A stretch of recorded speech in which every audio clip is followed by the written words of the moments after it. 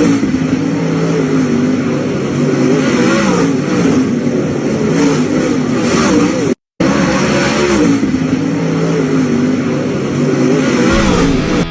probably seen us all over the racing world and doing a lot of racing designs for events and race teams, but we also do a lot of stuff from small boutiques in small cities all the way up to Fortune 500 companies. Your brand deserves to be seen. We print on more than just shirts, hats, jackets, bags, and much, much more. Custom corporate branding starts here. Well, hello, everybody. Welcome in again to everybody's favorite racing talk show. This is indeed the Revved Up Sports Show, 10 years strong. Showtime Bobby Chappie right here. The Iceman, Rodney Rodriguez. That's that man over to the left side of your screen. I'm joined by a very impatient Rusty the dog, as normal. But he, as I told you before we came on the air, I gave him treats to calm him down, but all that did was fire him up. Yeah, that doesn't work a lot of times. It kind of has the reciprocating circumstances, if that's even the right term right there. But yeah, that happens, man. Good old pets, man. You can't, that's the thing about it. As much as we, people talk about mental health and so forth and so on, which is extremely important. Man, pets are just, especially dogs. I mean, I'm biased, and I think you are too. But dogs, man, that's just, God, you can't beat the pups, man. They are there for you. You can feel like the biggest piece of shit in the world, and those pups, man, they're gonna love on you, dude. Well, he's 14. For those that don't know about my dog Rusty that you see in the background all the time, he's 14, about 3/4 of the way deaf, and pretty much 100% blind. It's about like me. Yeah. So you like old dogs that can't see and can't hear. That's what it takes to be a friend of Bobby Chaffee, friends. That's right. Yeah, he doesn't hear me, can't see me, can't see me for the show. So hopefully you don't fall off the couch again like he did a few minutes ago before we went on the air. But it's all good, man. It's all good. Welcome into the program, everybody. Day late and $1 short, but you know what?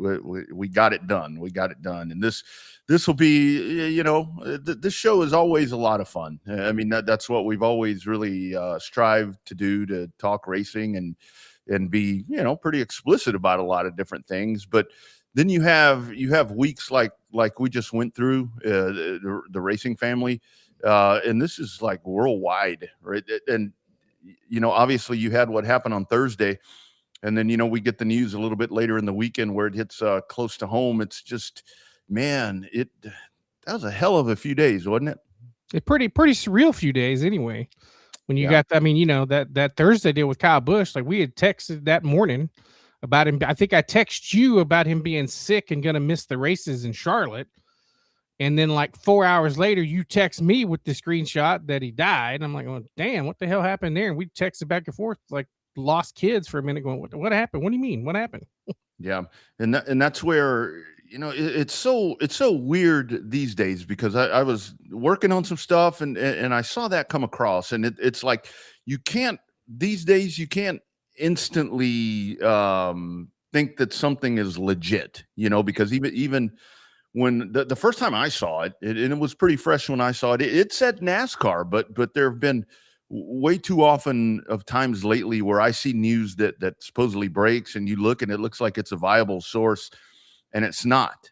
And I seriously thought that was the case there, but man, it wasn't. And you want to talk about a kick in the stones of reality right there. That was, when you lose somebody like that as impactful to the racing world, not just NASCAR, that's a huge loss right there with Kyle Busch. I mean, it was felt around the world. I mean, I watched a bunch of racing from all over the world, and every single racing series, from Formula One to Australian supercars, MotoGP, if it was running or it had a social media account, it had something about Kyle Busch on it. And that's good because, and every news station covered it either in social media or was a lead story. It was this first or second lead story in every national nightly news show that day.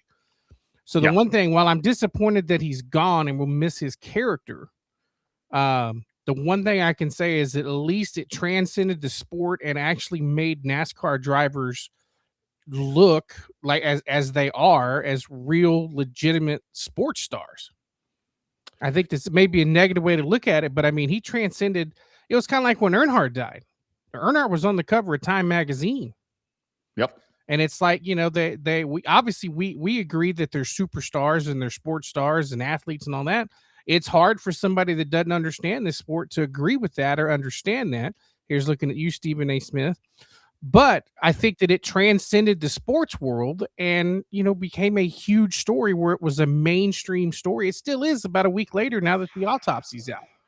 He's on the cover of People, you know, which in these days, you know, with print magazines and so forth, print magazines that have any sort of impact are few and far between these days. And that People, I do know, is one that is huge, and it's entirely a Kyle Busch edition there. I'm going to try to get my hands on one of those just to see that and just to have it, because it's again another one of those situations to where, I mean, on my phone I still have to where this passing of Kyle Busch has been compared to the Kobe Bryant passing. And a lot of people are going to the low-hanging fruit, the number 8, the KB, blah, blah, blah. But you just look at the impact that they have on the sport and the impact that they have on a larger, on society is, I think, the bigger story for me. And just the sense with Kyle that we've lost him at such a young age. And the thing about it is where it's so weird, I think we're a lot of non-race fans really don't understand this, and probably even some newer race fans, Bobby, don't understand this, is for guys like you and I that have followed or that have known or that have dealt with Kyle Busch. That dude's been around forever. And he's only 41. Since he was 16. Yeah. You know, it's like, it's you know, like Tiger Woods is another great example. You know, I know he's going through all of the stuff that he's been through, but when you go back and you look at Tiger Woods, you can tailor him back to 8-9 years old, you know, hitting golf balls on the Mike Douglas show or whatever that was. I don't know what that was, but that's how we know Kyle Busch, way back to those days. And it's just a loss to where the entire industry, and I'm not saying sport, I'm saying industry, because I'm talking about the business part, the logistical part, just the impact that this guy has had. This is major. This is huge. Yeah, it's just crazy. I mean, it's just, and I thought NASCAR handled it well. The Steve O'Donnell thing at the 600 intro was something that I didn't see coming. I know it's something you text me, and I was like, oh crap, let me go back and watch it, because I was trying to get to the store and back to get some barbecue goods so I could grill during the 600, because I knew it was going to rain there, but wasn't going to rain here. So ended up trying to do that. But yeah, I mean, it's, I mean, you're right. It transcended the sport. It transcended one, you know, it's a sad deal, but yet a cool deal at the same time. Yeah. And like you said, so young, right? You know, when we were 20 years old, 41 seemed like an ancient age. Hell, now that I'm 47, I realized how much of an asshole I was when I was a teenager making fun of 40-year-olds. Well, and you know, the other part about it is, and this is something where, man, I really even hate to go down this road, but I think no loss is a good loss. Absolutely. A loss of life is never good. You know, whether it be this way or whether it be tragic or however this happens. But maybe this is because what I have seen somewhat, I mean, you still have the keyboard warriors, you still have all the negative stuff, but sometimes there are things where a little bit of a reset to kind of try to unite a community or whatever. And I do think that the racing community as a whole needs a reset and needs to be a little more united and trying to work together and trying to not go to the immediate negative things. I would hope that in the sense that you have lost such a pillar of the community, the racing community, that maybe that comes out of this a little bit. But you know, back to the individual. And I was talking to our man Aaron Hogan about this on Friday on his program on Friday morning, to where this is where it really sucks because you have Kyle Busch the character, you have everything that for a lot of people that didn't like Kyle Busch, for whatever reason throughout the years. But now we're starting to see all the different stories that are coming about, and so some of these about if you're a little more ingrained and in the know. You're starting to see all the shit that really made him a good dude. And I'm glad that that's coming out, but a lot of times it takes something like this for the rest of the people to get to see what a good person he really was. Well, I mean, if you think about it, I mean, obviously not to compare apples to oranges, like, there was a tide turning where he was becoming more of a fan favorite. Yeah. Some because he got rid of the evil empire in Toyota and was driving for Richard Childress. And, some people considered him on that same level as Dale Earnhardt Sr. But I think people in a way felt sorry for him. Just like when Jeff Gordon, I mean, remember when we were at TMS the year that Jeff Gordon finally won? That place was going ape shit. And I'm like, there were people that I knew were not Jeff Gordon fans, myself included. They were up cheering and happy as hell that he finally won a race at Texas when he, I mean, I remember just like yesterday, we were sitting together. It's like, damn, he's fast. Oh shit, he's on 2 tires. And then he put on 4 tires and smoked their ass. Yeah. And it happens. And that's where, we've done this for so long to where it's like, these guys hit that certain point. Darrell Waltrip's a great example to where you go back and you look at what Darrell Waltrip was, when he came in, button heads with David Pearson and Cale Yarborough and Richard Petty and like going blow for blow and challenging these guys, bucking the system, and nobody liked him. I mean, whatever. But at a certain point, something happens. Thank you, Rusty Wallace. And, the tide turns, and then he's suddenly the most popular driver. That happens. That happened with Rusty Wallace, to where it was like at one point, people were not the most favorable of he. And all that changes. Gordon, you talked about. I mean, I think even in a sense with Jimmy Johnson, to where Jimmy Johnson did everything to cause some of the problems in NASCAR that we have right now, to where rules changes and point systems and all that. A lot of that was Jimmy Johnson and Chad Knaus and Hendrick Motorsports. But when you get to the end of his career where he's struggling, you remember coming out of COVID where he's leading that race, and it's like, shit, he may actually win a stage. Wow, he may win a stage. And he spins out and puts it in the fence. So it's funny how that happens. And that really was what was going on with Kyle. But and it seemed they were going in the right direction. They made the crew chief change, and I was thinking that he would get to victory lane at some point. Was it going to be a dominating win somehow? No, probably not. But I think that he would have gotten a victory lane with the path that they were on at that point. He got close. Close for sure.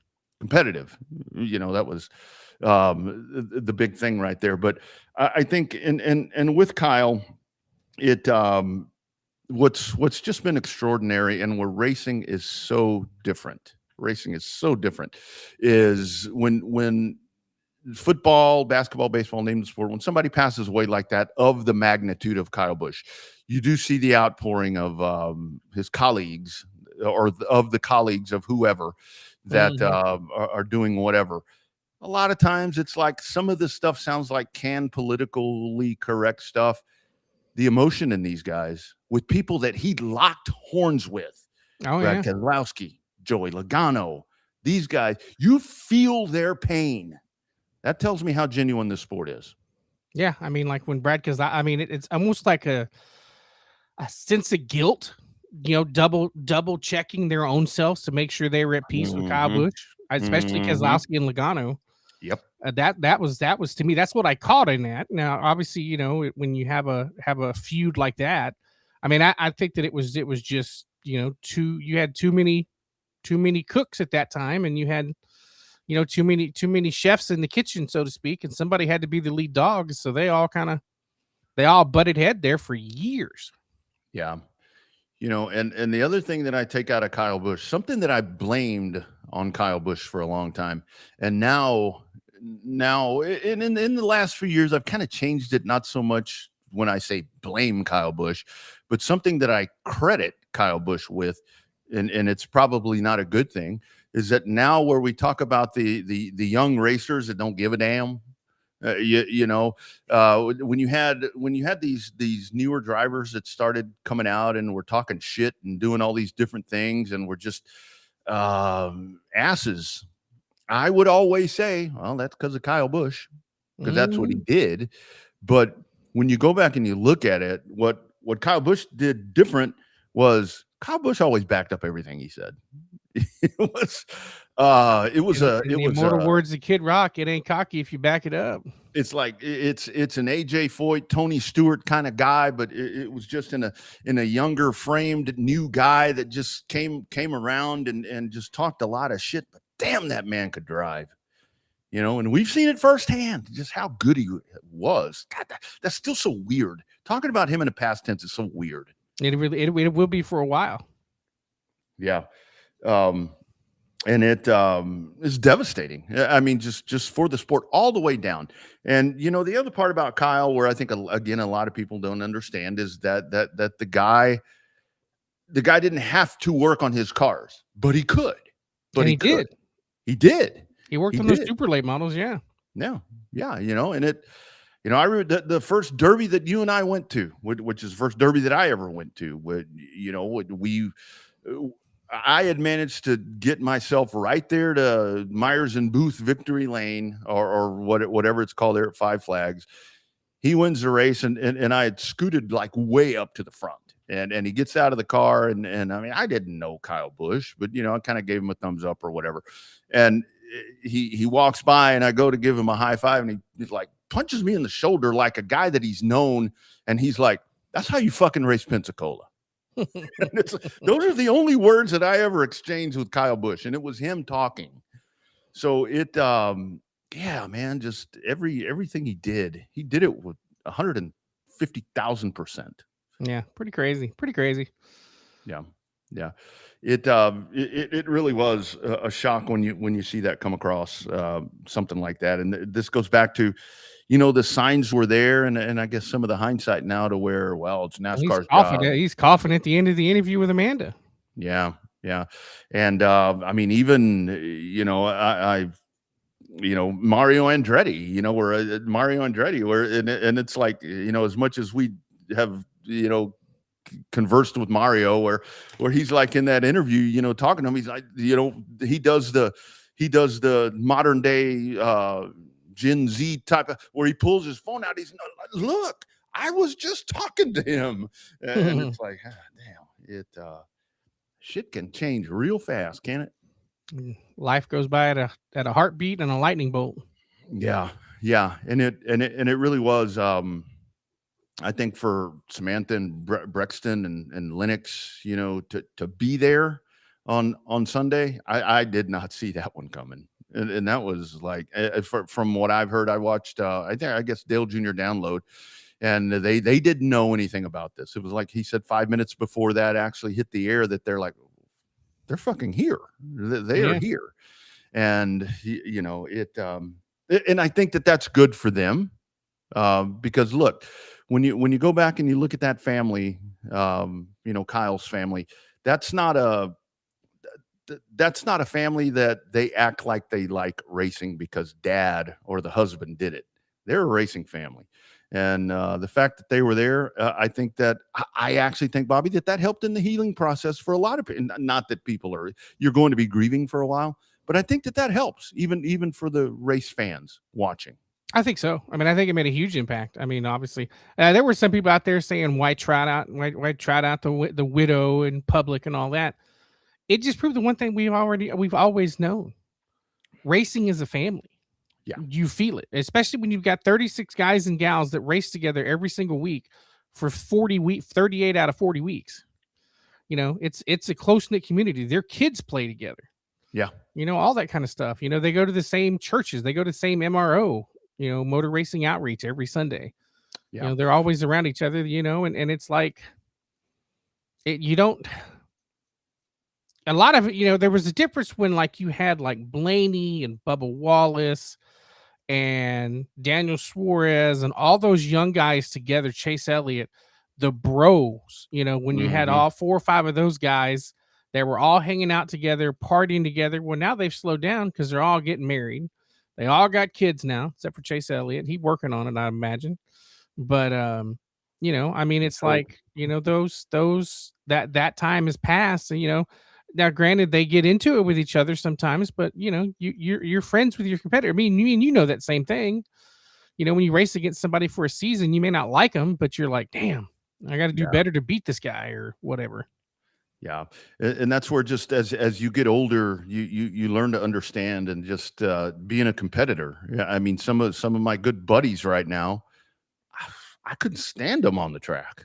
I mean, they know who they are, and I'm sure they feel the same way about me. I mean, I couldn't stand them, and on race day, I didn't want to talk to them, you know. But if something happened and they needed me, I go, well, shit, I'm going to be right there for them, and that's what we're seeing right here. And this is really where I think, like where you're mentioning about Keselowski or as a Keselowski, as some of the folks still say, with Keselowski and with Joey Logano and Kevin Harvick, even also, to where I don't really think that we're going to have those rivalries anymore, because like some of the guys that you talk about right there, I mean, we look now, you know, I know Logano. I mean, I guess maybe Ross Chastain is the guy.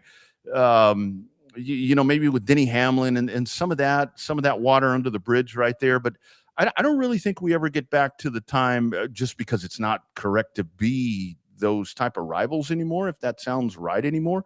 But you know, those Keselowski and Logano ones, that was some pretty bitter shit, you know? I mean, like folks now that say, oh, these guys are pansies and so forth. That's what they said about them back then, you know, because they're comparing them to the Allisons and Kale. Yeah, they're not fighting like that. But, you know, when you go back and you watch that, that's some pretty bitter shit. Well, especially at TMS when Keselowski went for that hole, I still contend, and he does too. That hole was wide ass open on that restart going down into turn one. They ended up wiping everybody out because when he got to the hole, there was other guys trying to get to that hole too, and it just racing deal and wadded them all up. I think we'll see now they try to settle everybody down. Like when Chastain got a little wild, started driving out of control, you know, Hendrick set him down. Yep. Same thing with Carson Hocevar. Yep. You know, when he started being a wild thing, you know, trying to be a little crazy and just being aggressive and did some stupid things, they sat him down, and now that kind of died down. So, yeah, they extinguish these things before they can really, you know, get to that point to where, and look, that's part of the entertainment value. I think is when you go back and you look at that, and I've talked to a few people that maybe have gotten into the NASCAR part of racing a little bit later, you know, in the last few years, that they had no idea that, excuse me, that there was a rivalry there. I mean, especially like with the Harvick thing. I was talking to a guy the other day, and he's like, I had no idea that Harvick even raced with Kyle Busch. I'm like, the whole time. Okay, newbie. Yeah. But, you know, that they don't the extent of some of the Keselowski one, man, that was it. Keselowski said it in the intro. Hi, my name is Brad Keselowski, and Kyle Busch is an ass. Yeah, we should have saved that soundbite, but that's what he says at Bristol. Yeah. And you know, the thing about it is with Kyle is he embraced that. And it's something that again, where I was talking, I did another radio hit, and I was saying, Kyle, but all of these racers, and this is where I started seeing these NASCAR guys in a different light when we crossed over into the more mainstream media stuff, to where it's like, I do remember, you know, several years ago, to where it's like, I don't like Carl Edwards, I don't like Kyle Busch, I don't like Kevin Harvick, and you know, it's always a list of these drivers that I didn't like them, yeah, you know. But when you look at them from the other side, when a lot of what Kyle Busch did in the rowdy days, a lot of that was a persona. And man, he played that so well. He played the black hat well. God, didn't he? But he sold a lot of merchandise. He did. He thrived on that. But at the same time, and this is where where I talk about crossing over to the other side where you see the other stuff. The dude would give the shirt off his back to somebody in need. I truly believe that, because that's just the way these guys are. The video where he saw the chick in the Kyle Busch hat leaving the racetrack, that to me is probably the Kyle Busch that nobody got to see except for that one time. Yeah. Yeah, absolutely.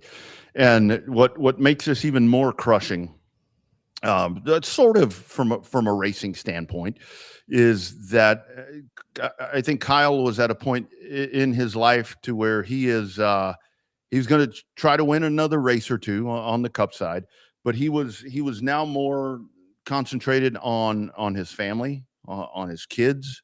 You know, obviously Brexton's career has done great things, and what he and Samantha have done, you know, for IVF, they're extremely involved with pets, all of that. Kyle was at that humanitarian point to where he was going to make a larger impact with winning 234 races in the 3 national series. And we can spit all these things out. And would he have maybe won a truck championship if he would have concentrated on the trucks had he, you know, lived longer? Yeah, he probably would have if he would have done that.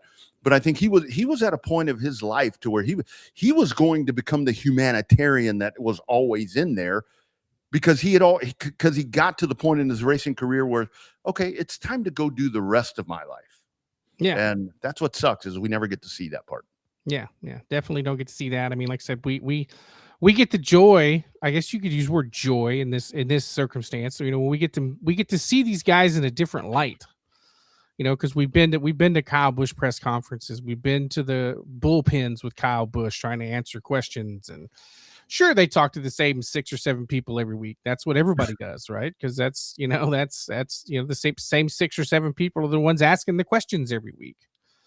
And that's a lot of the, you can go back and listen. I mean, they're everywhere. I've got some cut up, but I mean, yeah, so much of them are, I know that there are some young people that actually probably watch this. So I'm like, nah, we won't play them. You can find them on your own.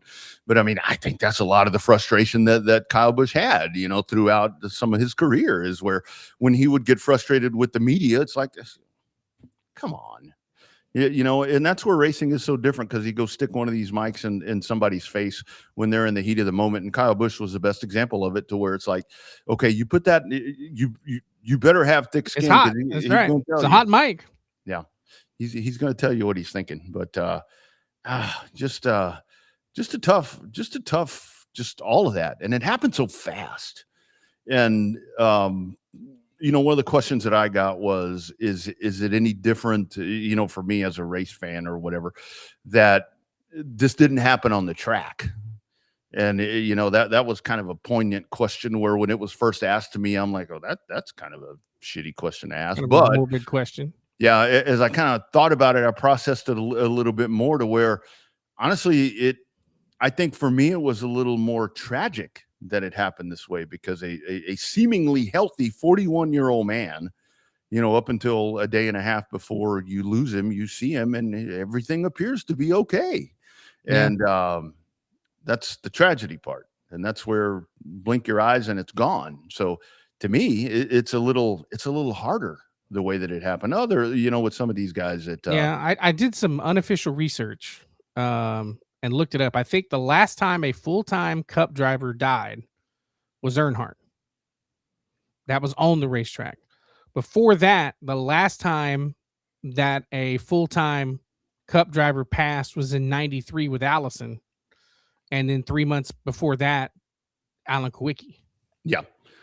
Yeah. And with those, not on the racetrack, but, in the process of trying to get to a racetrack, I guess you could say, with the aircraft accidents. But Kyle Busch, he had a sinus infection. A sinus infection. Passed out in the simulator. Yeah.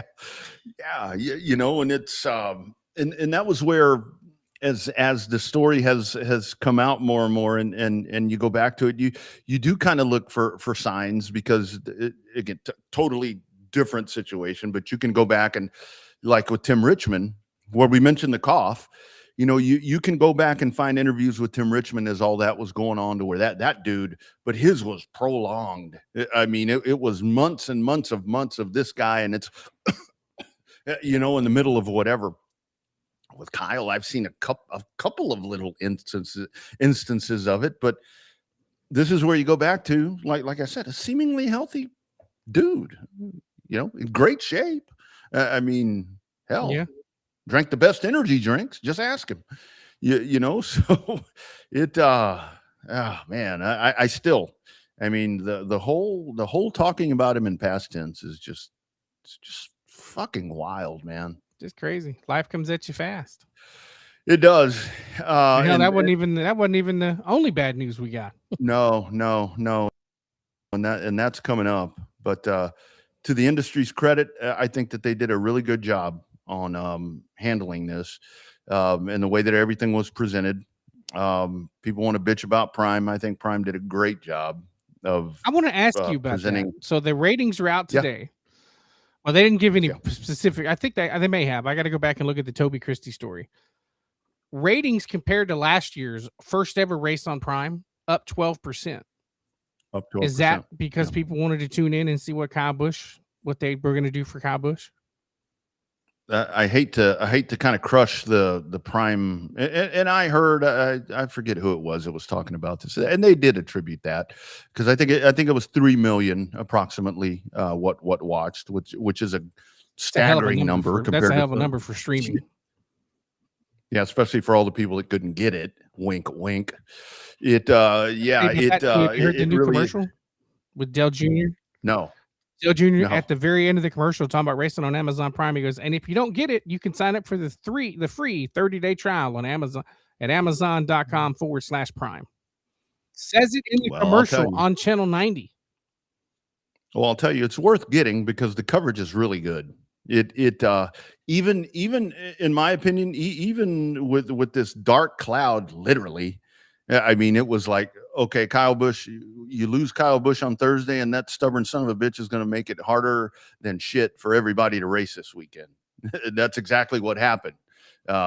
Is it was hard. But I mean, the coverage is just even with everything that was going on, with all the sadness, the coverage is just so much better. That's great. Weather impacted Coke 600 on Prime Video averaged 3.06 million viewers, up 12% from last year's edition of the race. This is the most watched Prime NASCAR race to date. Yeah, and I mean, that's better than some FS1 races. 3 million. That's better than some of the FS1 races. And I have to tell you that what I thought was, I think I texted you this because I thought it. And I try to text you things that I think, that way, if I say something, you can tell me you didn't tell me that.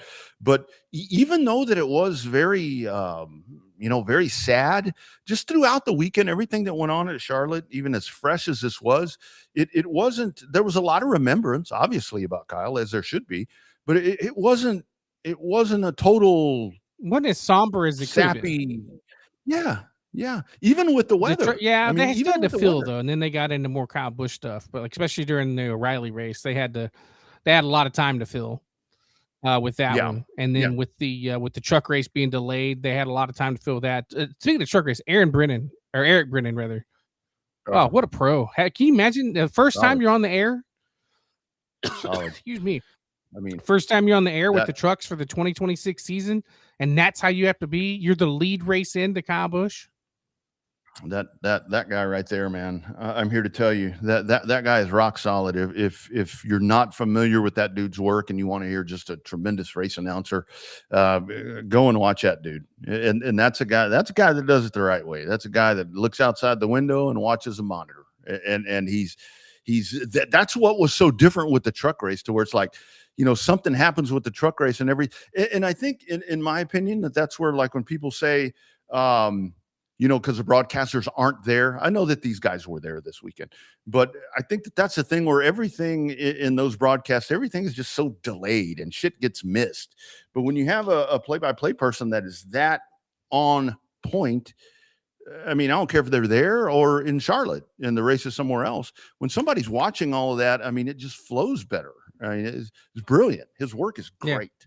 But you call the Cars Tour races, so that's going to keep you on your toes. You call the Cars Tour. Does a lot of ARCA on FS1, FS2, so he's there. I mean, I think that there was an overwhelming. We won't say are not going to be more negative than normal, but there was an overwhelming wave of support for this guy over somebody else.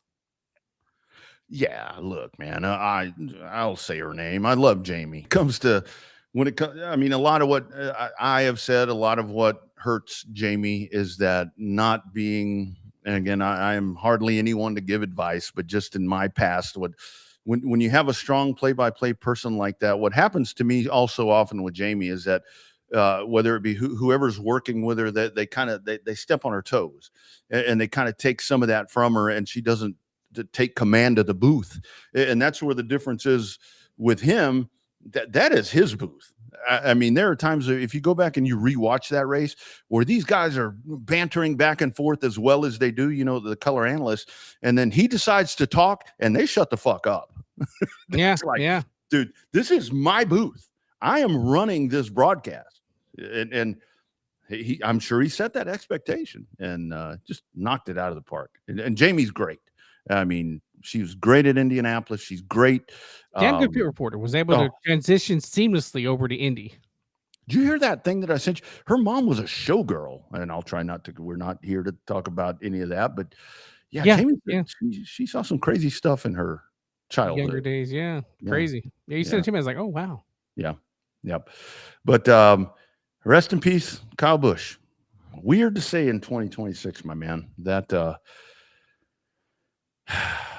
I don't know, but I mean, I hate to say it, life goes on and we keep racing. And for everybody that said you need to cancel all this shit this weekend, no way, not that easy. Absolutely. And I saw a lot of folks who are, well, Kyle wouldn't want it that way. Well, no, Kyle wouldn't want it that way, but I'm sorry. Unfortunately, this business is so big, you can't just cancel stuff and you can't just park that 8 car. You just cannot park that 8 car. Well, I think it's not a DeMar Hamlin thing.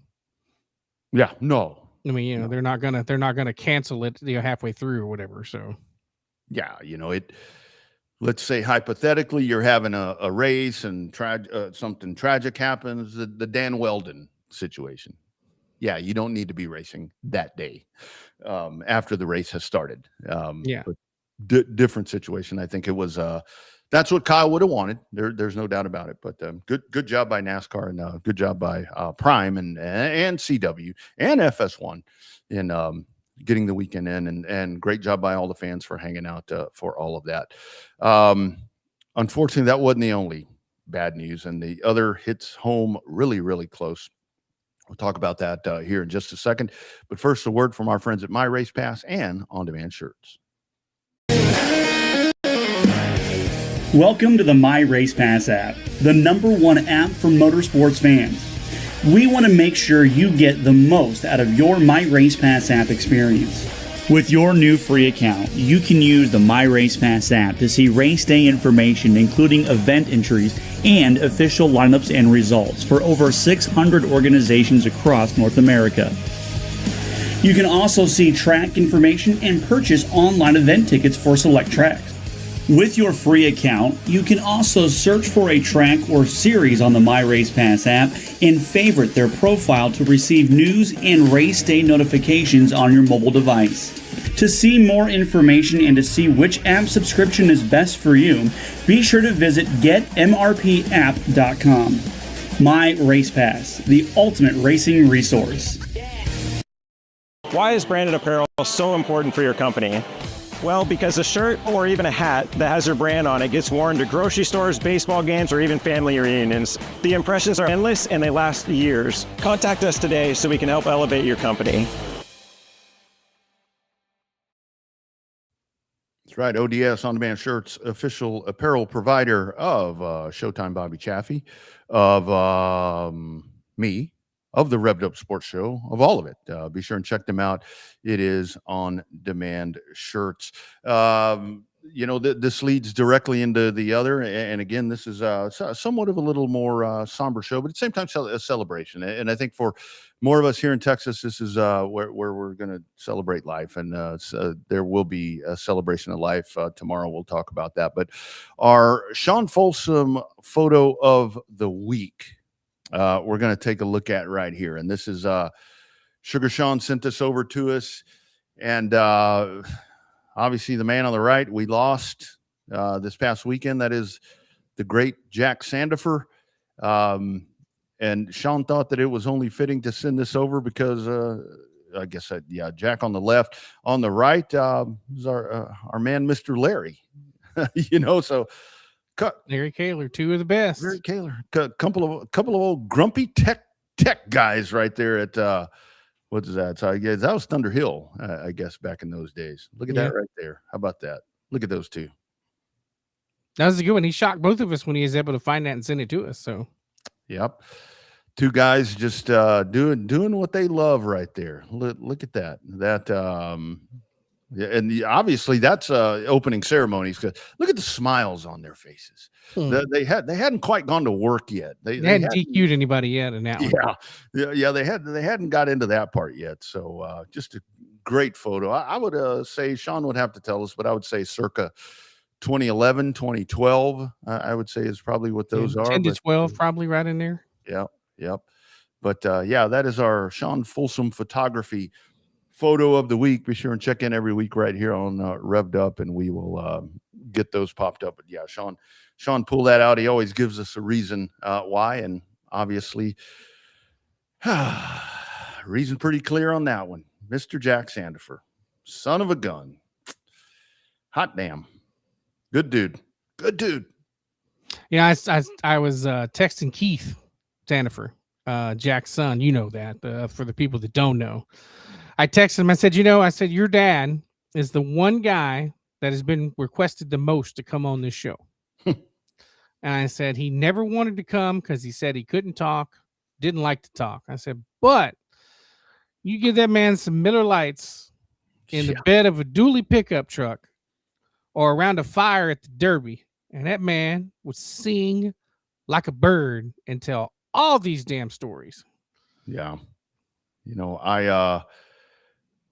I like to think that I'm very lucky in a lot of things in life, just different, being a part of, the show. I think I'm very lucky that you and I have been able to grow and continue to do this for such a long time. Meeting you, is one of those things that I think was something that advanced a lot of different things in racing for me. But I was very lucky in the sense when I met the Wallace family, because what happened when I met the Wallace family, and they made me one of them, which they did. They claimed me, I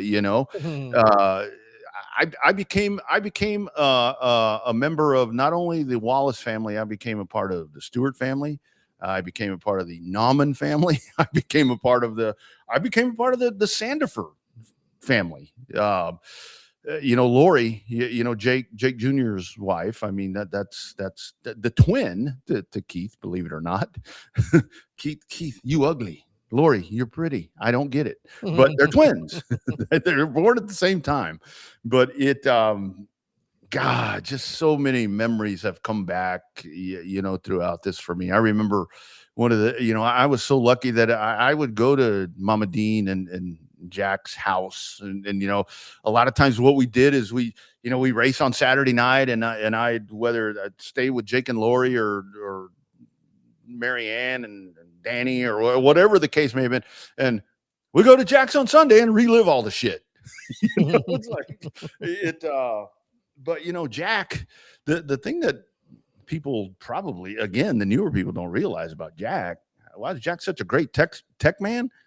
He's a hell of a car racer. That guy was winning championships. Hell of a racer. He really was. Underrated by most that didn't even know. Yeah. He was, you go back and you look at some of the, it's the old programs, back in those days when, and that's where you can really appreciate the sport, is that if you're able to go back and find some of that stuff, that's where you look at the people that Jack Sandifer raced against, and it's like a who's who of people, right? It'd be a first ballot Hall of Famer for all of them. Oh man, and that's where, Jack is as he made and I love what you say right there about the Miller Lite and and I'll say it, and the cigarettes. I mean, this guy, jeez. I remember one of the last times that I came across Jack, you know, I'm like, Jack, how you doing? Not so good. Yeah, you know, whatever. Yeah, you know how the older folks are, you know, I ain't doing all that great. You know, they told me not to drink. Yeah, he's holding a beer. You know, yeah, and if you need a beer, you know, I got him over there. You know where my truck is, you know, and then, you know, they told me not to smoke. Okay. Yeah, you know, and I would be disappointed if Jack didn't do that up until the end. And I'm sure he did. But Jack was just the gentle giant's a good word. Gentle kind of butthole, kind of. Because that's how people looked at him. It is like, nicest you don't know asshole Jack. you'll ever meet. Yep. Mm-hmm. Yeah, he's good guy. And what I always thought was kind of cool about Jack was even when he wasn't teching, because you know there was a time where Marianne had the pavement track, and then there wasn't, and then the asphalt rules kind of got all out of control, you know, and that's where, like you're talking about the Derby days. I remember.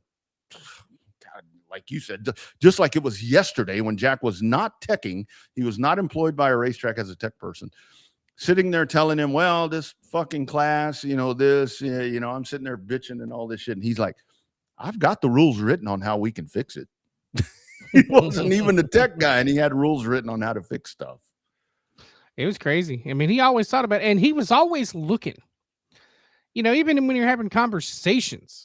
You know, with him, he's looking at the car. He's not necessarily teching it, but he mentioned, hey, why don't you go look at that? Yeah. Or why don't you double check and look at that? You know, it's just a friendly reminder. Not that he was trying to give somebody the upper hand, but he was like, you know, and you'd pay attention too, because you're like, oh shit, I didn't think about that, or oh, I didn't realize you were looking quite that hard, or you know, something like that. So. I don't know. I was one of the lucky few that got to race the season, and he didn't have to DQ me. So, and I made it to the tech pad a lot that season. Oh man, that was always one of the things, you know, also because this, you know, short track racing kind of is what it is, but it, you know, initially when you know the first times when I would go to tech, where Jack's the tech guy, you know, and you never knew what was coming. You thought you knew what was coming. Couple of things were you damn sure better. Your ride height better be right, and your carburetor better be right. That was a given right there in some of those classes. So you had to have that. But it was like, you know, things happen these days. I know they still happen. People can't blow smoke up my skirt to where it's like, you know, the tech guy, if something's going on, maybe you're going to be able to sneak by, you know, but that was, man, I'm especially now, I'm proud to say I got thrown out by Jack a lot. But Jack was always so, and God damn it, you knew when it was coming, because for me, when it was coming for me, he'd reach in that pocket, pull out a smoke, and he'd come over and he'd kind of have this look on his face, and he'd be like, Rodney, I'm sorry. I'm like, shit. And you know, initially I thought, sure, he's gonna let me pass, right? I mean, we're friends. I'm going to his house tomorrow. I mean, we're having a barbecue, right? He's not gonna throw me out. Yeah, he threw me out. Threw out HE. Threw out, he DQ'd everybody. He threw out Keith. Yeah. And Jake. Yeah. This was the fairest guy that you could find. I mean, when you talk about literally putting up blinders on who's rolling through there, that's what you're going to get with him. I mean, and that's like even HE now as a race director at CBS. He always tells me, I don't see numbers. Jack didn't see numbers, but Jack did see people, because I can tell you that when he threw me out, it seemed like it did hurt a little bit. And he later on, he would have been, I'm sorry about that. I'm like, dude, it's not your fault. It's my dad's fault. No, I'm just kidding. But you know, he really was. I mean, he was fair. And that's where, you know, for the people that would say that, you know, Jack, this, that, and the other, well, I mean, you say whatever you want to say. The rules were written for a reason. He wrote the rules. He didn't write them just to test his penmanship. He wrote them for a reason. If you didn't follow them, you're gonna get thrown out, and that's what he did. Yeah, that was, I mean, he checked everything from mini stocks to late models to late model stocks. Helped with the super late models at the Derby. Like, I mean, he checked a little bit of every damn thing. Yeah, he and Ricky Brooks together. I mean, think about that. You guys that are new to the sport, those two dudes used to that used to be your tech team. you better be on the straight and narrow for the most part, because ain't neither one of them going to do you a favor, and they don't care who you are, and that's the way it should be, in my opinion. Even though that, and I mean, I tried. I'm like, Jack, no, I'm sorry. and that was always the thing. I'm sorry. All right. Yeah. All right. But, Jack, just a good man, right? There are so many great stories about him. And man, I'd love to know that's a guy where how many races and events that he was the Tekkens. How many did he do? Now that would be, God, it'd be a crazy number, wouldn't it? No, I mean, he was running around with us there for a while when we were announcing bi-weekly Mm-hmm. in Kyle. Yep. And then announcing TSRS, filling in Houston, filling in Corpus, but he was always with us. So yeah, I remember he'd come to me and he'd say, "Man, great night on the mic," which Jack Sander for saying the mic was always weird, but great night on the mic. I'm like, how do you know? I mean, you're over here. How do you know? Jack's like, I remember sober. I hear everything. yeah, I'm sure you do. Yeah, he did. Yeah, he sure did. I'm sure you do. God, Bobby, I remember when he first made the change over to, because he had that time off, and this is it was one of the first. It was after he went to CBS to be the tech guy there, and Jack's all about safety. I mean, you can sit here and talk about carburetors and all these different things. Oh, they hated that when he first went over there. I walk up to Jack. I don't even think I was working there that night. I just kind of come cruising up to the tech area, and I'm like, "So how's it going over here?" I would always joke with him, and I knew this pissed him off. I would do it after the races. I'd be like, "Who all did you throw out tonight?" Joking. And to him, throwing people out was not a joke. I mean, it was like, it genuinely, he didn't like doing that. I mean, it was never with him on a mission. Tonight, I'm going to get 3. Tonight, I'm going to get 4, whatever. And I would always say, "So what do we get tonight?" When I wasn't racing. "So what do we get tonight?" And he hated that shit. I knew he did. But so one of the nights here at CBS where he had just started, I'm like, so Jack, how you liking dirt? And with the safety part. And he's like, Rodney reaches into the pocket, pulls out a cigarette, lights it. And he's like, "I can't believe some of the safety stuff on these cars. You got rusted bolts. The floor pans are all rusted out. The belts are 10 years old." He's like serious as a heart attack. "I can't believe this." Of course, this is a guy that's been taking super late models and limited late models and all these different things. He was just blown away. And he's like, "I'm going to fix this, whether they like it or not." I think he got that part done. Yeah, he got it through their minds eventually. Yeah. And it was one of those, I mean, they hated that when he was first over there. I mean, this is before social media became king, and it was when it was in its infancy, and people were just getting on there and just, "I can't believe I've got to run safety gear." No shit. That's part of it, right? Like, it was like, I mean, he's popping them for like 10-year-old seat belts, 10-year-old gloves, 20-year-old fire suits. Like, he was getting them for all kind of shit. Yeah. You fucking want me to go buy gloves? It's like, okay, I've got my gloves I haul hay with. No, you need racing gloves. You need like Nomex gloves. That was one of the funniest things where that day he was so serious. "I can't believe some of the stuff that I've seen." I'm like, welcome to the dark side, as they talk about. But man, he just and again, this is where when we talk about Jack, you mentioned Keith, but just the family tree there, obviously, of all of that. I mean, Jake Jr. and just with God, my heart breaks for Mama Dean. I know that and that that when I first got to interact with them a lot, God, Mama Dean gave me hell, still does, still would. That's kind of her job. Where Jack was the gentle giant, Mama Dean was the one where it's like, okay, Jack will be nice, but I'm not.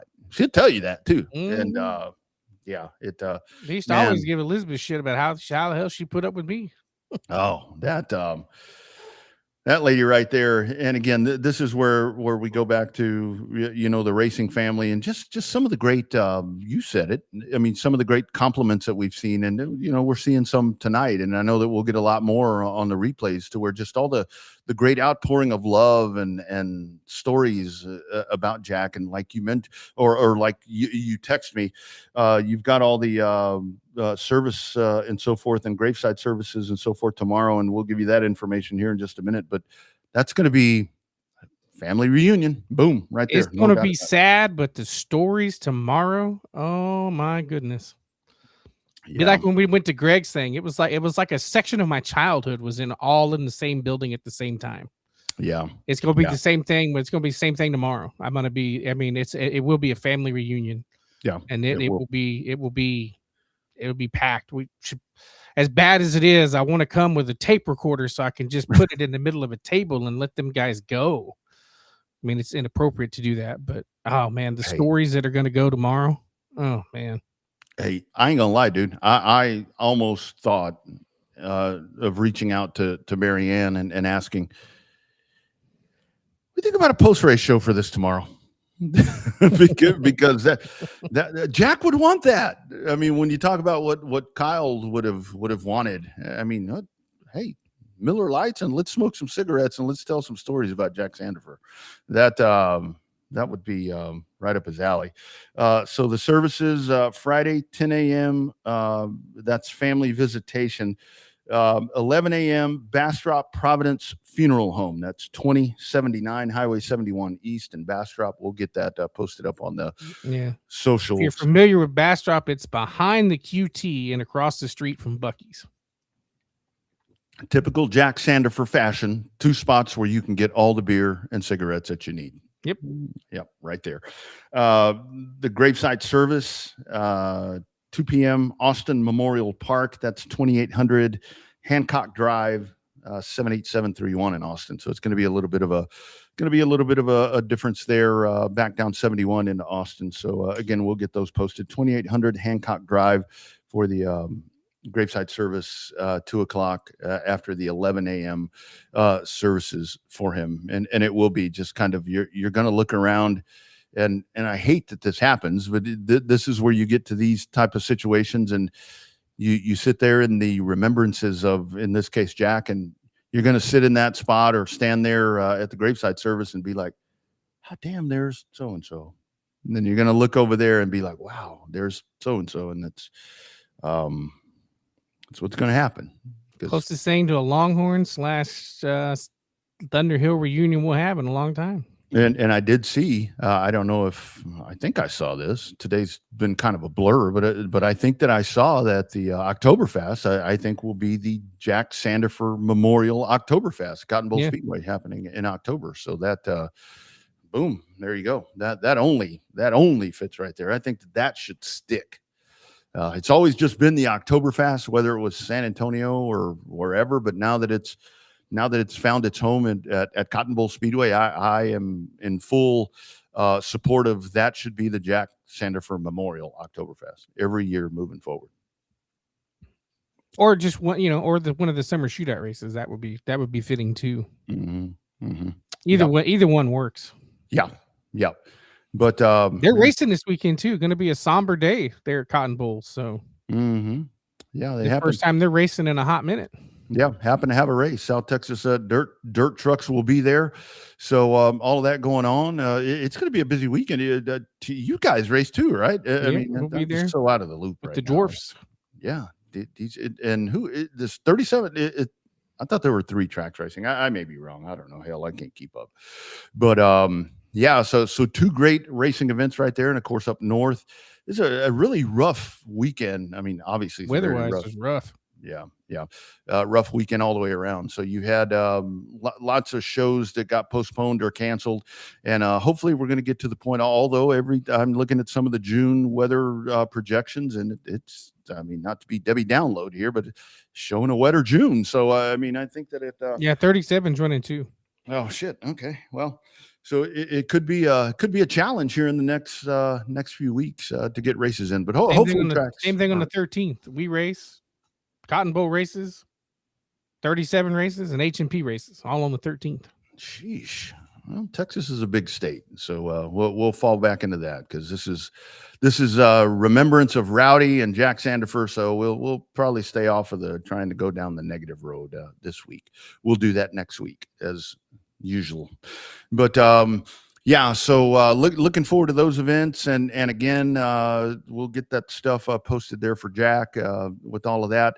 I do think back over on the NASCAR side, talking about that. I think that for the most part that was handled well. I mean, I think that maybe didn't like the way the O'Reilly race ended. I mean, I'll be honest with you about that. I mean, we talked about it. We texted back and forth about that. You knew that all they were doing was running side by side to get to the end of stage 2 to call it. Yeah, pacing around like that kind of sucked. I mean, especially when the leader had hit the fence and wasn't going to be, he would not have won. I don't think had they been able to continue. I do think that with Indianapolis and the Coke 600 and all that, I kind of liked waking up and having kegs and eggs with the trucks. And I'm sure the truck teams don't want to do that every year, but I enjoyed that more than. Didn't feel right without Monaco. I'll be honest with you. I enjoyed that more than Monaco. I mean, it's like, okay, because a lot of times I start watching Formula One and I just can't get invested. I mean, that's what I did, this year, to where I kind of like the Canada thing. I kind of like where that fell in between. It was kind of in between my nap period, but I did know what was going on, but I don't know. For me, I was just more, I don't know, entertained, I think, with the trucks, but I do get the Formula One, IndyCar, or whatever. But it was a good Sunday of racing, and again, Indianapolis did not disappoint, man. Did not disappoint. What a finish! What a finish! Yeah, it was a great finish. I like how they went to red. I was surprised they turned it loose with not even a green white checker, a green and white. Yeah, at the same time. Yep. They've done that the last couple of years that way because they do not extend races at Indy. It is 500 miles, whether it's a caution or straight to green. So that's one tradition that they will not change. Now, NASCAR can have as many overtimes as they want based upon their rules, but when the Indy cars are there, it's 500 miles. That's it. Sports Business Journal, I think, a part of that same report that you were talking about there with Prime, 6.635 million, the number on the viewers there for Fox. With the Indy 500, I think that number was down a little bit, but not as many NASCAR eyeballs watching Kyle Larson. Yeah, exactly. But that's still I'll take that number. That's a damn good number. Just think if they were on. I mean, I know we love the Prime coverage. Just think if they were on the same big Fox all day. Yeah. Yeah and no. I kind of go back to where. I mean, look, Mike Joy is one of, that's one of my dudes. I mean, I study Mike Joy. I listen to that guy. That's one of the greats in my opinion. But it's, I don't know, man. The Fox coverage is just the difference between the IndyCar and the NASCAR coverage is so drastic to me, to where it's like you watch the IndyCar coverage, even on the road racing stuff or on the road course stuff, and you can't help but kind of get jazzed up a little bit. I mean, Will Buxton does good. And again, I'm somebody that would rather have Rick Allen there than D. Liffey, but I don't know. It's just so different, the dynamic of the two broadcasts. I don't know if with the people, the IndyCar stuff with Fox has the same buzz with their community as the NASCAR community has with Prime. Yeah. Good point. I don't know. I just think that we're, again, just my opinion. I think that something that would fix the NASCAR coverage, because like you look at what the Prime booth, the prime booth, you have the play-by-play guy, then you have the driver, and then you have the crew chief. You know what they're doing right there. I think that where you have Mike Joy, and then you have the two drivers. Even though Kevin Harvick digs into where Kevin Harvick can be a play-by-play guy and can be an analyst. I think that's good in a sense, but I think that you need to have more of a technical, and in Fox's case, not Larry McReynolds, somebody else, not Larry Mack, please, not Larry Mack. Somebody else like a Steve Letarte type in there to kind of add that. Because I think that's where the Fox one gets a little, gets a little stale for me, to where it's like the two drivers start going back and forth, and it's like, yeah, great, okay. And it loses the enthusiasm to me sometimes. Yeah, I can see that. But yeah, the prime booth is great. Prime, and again, let's give Fox a little bit of credit, as I just dish at him totally. Why doesn't Fox do a post race? Why doesn't Fox do that? They can't. Prime has a lot more leverage with what they can do. Prime has no hard in or out. Oh, yeah. That's the difference. That's why that post race show was fantastic. Absolutely, yeah. Prime about my boy SVG, top 7 average running finish all night long. Yeah, I led the damn race. I thought that dude might win that race at one point, and it got to where SVG might win this race, and not because it rains. And please, people, back off of Suarez a little bit. My man did pretty good on those restarts. He could have pissed that one away, but how about Spire? That Gabehart, dude. Is it really Chris Gabehart taking all those Joe Gibbs secrets over there? Yeah, man, all them Toyota notes, it's working. That's best Chevrolet team, I guess, other than Kyle Larson. I think pound for pound, Spire's better than. Spire's got more wins than Hendrick, I think. Yeah. Well, Chase Elliott's got 2 and Spire's got 2. Yeah. But it, and for Suarez, that's great, and especially on this weekend too. Now, this is something that I learned this weekend. I knew that there was a bond there between Suarez and Kyle. I didn't know it was that tight. I didn't know about the talking every week, and I didn't know that it was quite that. The bond there. So having Kyle having one of his guys win, and obviously Spire, the connection there, with KBM. I don't know where they put the cup cars in the Spire building, because the shop itself, the final assembly area, it's a tiny shop. Yeah, like there's enough room. When I was in there was enough room for a host of our car and a next gen car, like a chassis. And then their gift shop closed at like 2:00. A little bitty gift shop, about the size of a old school convenience store, half of it. Damn. And then you look through the window and you see nothing but trucks in there. So I don't know. I know the cup cars are there, but I don't know where the hell they work on them. Well, I'll tell you one damn thing. They have got some stuff figured out, because they are good at every discipline, it seems like right now. And Suarez is a guy that's driving for a contract. And I think he's probably, if he hasn't gotten that yet, unless there's some kind of huge epic fall off, he will have that contract. Yeah, and the only guy rumored for the seat, unfortunately, no longer there. No longer with us. Yeah, that was something that I thought about, to where it's like I had actually had a conversation with somebody the day before we got that news, and I said, I could see Kyle Busch in McDowell's ride. Hope I didn't cause that, but yeah, I don't know, but that everything worked out as well as it could. I think just with all of that, with the weather stuff that was in the area, and it was only fitting. As much as people want to bitch about the weather, it only made sense that there was a dark cloud over Charlotte, because and you knew it was coming too. You and I text about it from Wednesday on. You knew it was going to do it. Mm-hmm. Yeah. Yep. Absolutely. But you can't move the 600 up. You can't move up the start time of the 600. I'm sorry. No. Everybody's bitching. Like, if you move the start time of the 600 up, you get all 600 miles. It's better than it was in 2024, where they ran 374 miles. Yeah. That was the race that pissed everybody off. The one where Christopher Bell won. They ran 374 or 600 miles. It's like, dude, you pause that one. You come back on a Monday. Yeah, you're in your backyard. You come back on Monday and you run the other 200 and the 224 miles that you need to do, or the 324 miles you need to do to get to 600 or whatever the math is. It's so simple that I can't do it. Well, I'm here to tell you that there are ways to do something different with the trucks, because that, and again, I get NASCAR says we're racing on a time limit. The race is going to end at whatever it was, 11, whatever. No, Yeah, I noon guess, there. Yeah, high yeah, noon there. the race is going to end at that time. And again, this is where they're damned if they're do and damned if they don't, because if they would have stretched this out, depending on who won, it would have been like, well, wait a minute. We said we were racing till noon, but I mean, in retrospect, they should have found. I get the whole thing where you want the audience for Fox, for Big Fox, but I mean, I don't think that it would have had that much of an impact on the Indianapolis 500, to be honest with you. I think the down number in the Indy 500 is not because the trucks were racing that morning or any of that, but that's one. And again, this is where now people are beating up on NASCAR for the timed races and all that. They don't do this very often. It's very different. And what was this called? Extreme situation, I think is what they call it. Yeah, it was some kind of weird term. Yeah, and it's like, what's so extreme? Well, the Indy 500 is kind of extreme. I'm sorry, it is.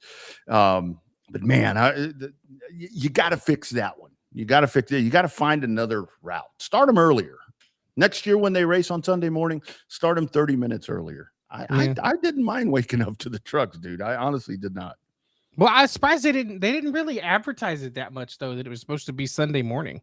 Yeah. Because everything I read Saturday night said all the truck teams loaded up and went home because they didn't know when they were going to race, if it was going to be Sunday or Monday. Yeah. They were all thinking it was going to be a Monday race at Charlotte. Yeah. Yeah. Well, it is what it is. They'll learn from it, they'll react and do whatever. Thank goodness the nuns are in San Antonio tonight. Just happened to look up at one of the AV consultation screens. Spurs need the nuns tonight. Man, this has been, I'm going to say this has been fun, but hey man, my Vegas Golden Knights swept the best team in the NHL. Hey, nothing like Stanley Cup final. Nothing like a Canadian sport. Carolina versus Las Vegas. I did the BK show this morning, last minute with him, and he was like, "What do you think of hockey?" I'm like, "Nothing feels more hockey to me than Carolina versus Las Vegas." Even though Carolina hasn't punched a ticket yet, but they're going to do it. They're up 3-1. They're going to do it. But yeah, there we go. Hell, but Canada can't win the Olympics, so what do you expect? USA all the way. Again, those services for Jack, and again, we'll post these up here a little bit later on if I can find them. Of course, I can't. Friday, 10 o'clock. Excuse me, 10 o'clock. That's tomorrow morning. 11 a.m. This is kind of the one that's more to all the rest of us. The Bastrop Providence Funeral Home, 2079 Highway 71 East there in Bastrop. And then the graveside service, 2 p.m. Austin Memorial Cemetery, 2800 Hancock Drive, Austin 78731. So obviously, and I did see, I think on the Cotton Bowl page, if you can't make any of those, I mean, everybody understands, the family understands. It's a Friday, it's a work day. Believe it or not, people in the Austin area and San Antonio, that some people actually do have to work on Friday. There's a guest book there that you can sign. So yeah, do that. If you can't make it, leave a thought. Yeah, it means a lot when the family goes back and when they don't realize that, like, you don't see everybody. See everybody, especially it's something that's going to be that big tomorrow. But sign the guest book, because when they go back in, I can tell you from experience, when you go back in and look at the guest book, you're like, damn, how did I miss that guy? Or, oh, wow, I didn't realize that guy was there. Yeah.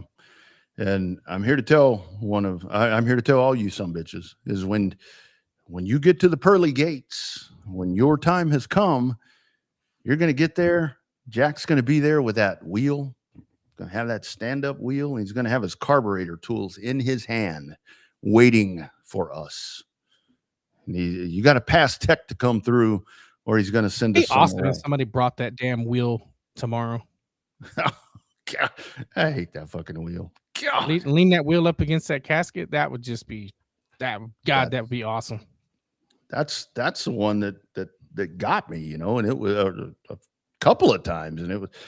I mean, I remember once I think I'd gotten, kind of mixed up with somebody and the car got moved around, and I don't remember what happened, but it was, it was just a little low, and you know, I mean, there was some damage on there, and you know, I go to Jack and I'm like, Jack, I ran off the track. I mean, the car's gonna, I mean, things are gonna move. I mean, that can't be I mean, that you can't throw me out because of that. I mean, you know what he said? Sorry. Don't run off the track. So, all right, there you go. The Gentle Giant. That would be, God, that would be so fucking funny if somebody roll that thing up there. Oh my God. If you're listening and you have that wheel or you have his carburetor tools, take that stuff over there and leave it there. God, that would be hilarious. Yeah, having that wheel, that would just be, God, that'd be hilarious. Oh man, yeah, it would. Yeah, it would. All right, friends. Thank you for being a part of the program, Bobby. Rest of the week tomorrow. I guess I know what you're doing tomorrow, and I guess I know what you're doing Saturday. So no real reason to ask. Pretty much, yeah. I'll see you tomorrow, and then I'll be back behind the microphone there on Saturday down at Texana with the dwarf cars. Yep. Pay attention, folks. We will get a show in next week. I've got some travel going on that may yet again be altered, but we'll get all of that for you and let you know when we will do it again live next time. Big thanks to the folks that help make this show possible. Of course, our friends at On Demand Shirts, AV Consultations, that's audiovisual consultations.